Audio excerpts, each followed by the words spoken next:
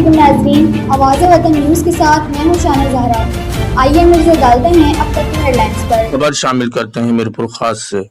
शहजाद खान साबरी की रिपोर्ट के मुताबिक हर साल की तरह इस साल भी मीरपुर खास में हजरत शेख अब्दुल कादिर जिलानी, महबूब सुबानी गौसे आजम रहमतुल्लाह अलैह और ख्वाजा निजामुद्दीन महबूब इलाही रहमतुल्लाह अलैह का सालाना उर्स मुबारक दरगाह हजरत सैयद मजीद शाह बाबा रहमतुल्लाह अलैह पर ज़ेर सदारत सज्जादा नशीन हजरत सैयद अब्दुल हमीद चुश्ती निज़ामी फ़खरी सुलेमानी दामत बरकातिम आलिया और साहबजादा सैयद वजाहत अली शाह चुश्ती मुइनी दामत बरकातुम आलिया के नहायत अकीदत व एहतराम से मनाया जा रहा है।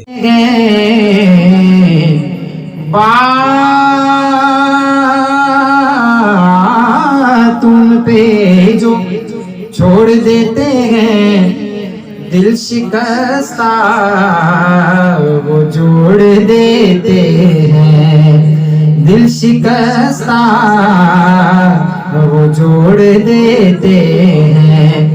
उनके जूदो सखा